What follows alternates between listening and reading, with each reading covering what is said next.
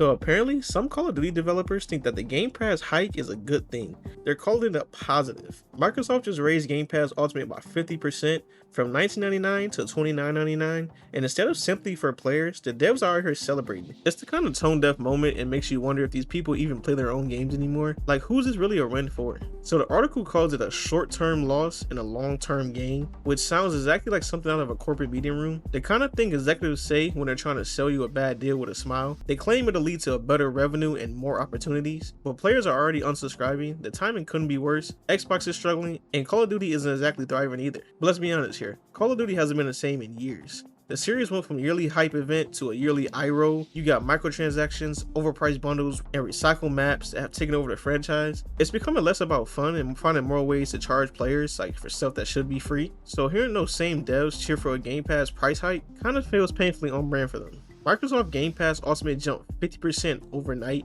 and people instantly pushed back. Players were canceling, downgrading, and venting on social media, but inside Activision, the reaction was pure celebration. They think this will lead to more control of their future. I mean, maybe financially, but that future is looking like a wall of paywalls. According to an insider, several Call of Duty devs said this hike was a positive.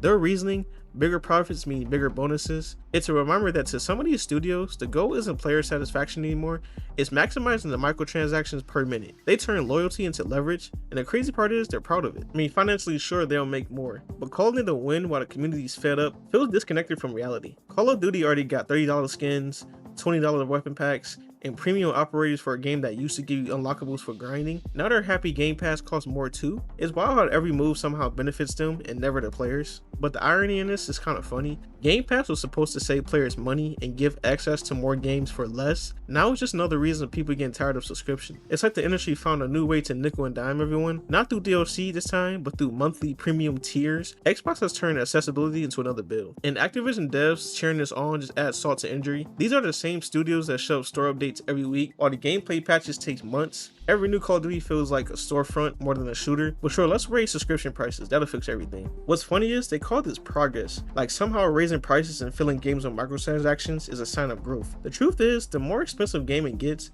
the less people want to engage with it. Fans are tired of being treated like wallets, and this Game Pass situation just proves how far gone it's become. Microsoft's console sales dropped 29% last quarter, which is a massive red flag. You would think that would humble them. Instead, they're doubling down on the very thing driving players away. It's like watching a ship sink and hearing the captain yell, "Full speed ahead." Activision and Xbox both seem allergic to self-awareness. And it's honestly hard to take these positive takes seriously. Every Call of Duty release comes with a store twice the size of its campaign. They brag about content drops that are mostly cosmetics, and now they're celebrating higher Game Pass prices like it's some major achievement. The disconnect between developers and players has never been wider. But also it's just kind of predictable. Like first they sell us a $70 game, then they flood it with microtransactions, and then they add it to a service that gets more expensive. And when players complain, they tell us it's for long-term benefit. It's like being gaslit by the industry that you grew up loving. Even Arcane's founder said Game Pass is unsustainable and damaging. That's coming from a dev who actually makes creative games, not recycled ones. When creative studios start warning about a model, maybe take the hint, but Microsoft and Activision are too deep in the money chase to care. It's all about short-term cash and long-term chaos to them. The problem is they're trying to normalize greed as growth.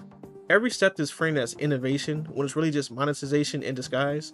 Raising prices, cutting content, selling skins, all dressed up as progress. And still, the devs cheer, maybe because it's the only thing that left to cheer about. The gameplay's stale, the creativity's gone, the community's tired. So yeah, I guess a pay raise is something to smile about when everything else is falling apart. What's worse is how normalized it all feels now. Price hikes used to be controversial, now they're kind of expected. Companies know the backlash fades fast, but one day, it won't. People are waking up to a pattern, and once the trust is gone, it's hard to win back. At this point, it's hard to tell who Game Pass is really for. The players who can't afford it anymore, or the developers who treat it like a bonus pool. The irony writes itself, honestly. Yeah, maybe I'm positive for Call of Duty developers, but for everyone else, it's just another reminder that gaming's golden age is long gone. Now it's all business models and profit margins. The games might still look good, but the passion behind them, that's the real disappointment, man. But let me know what you guys think about this. You guys agree with it?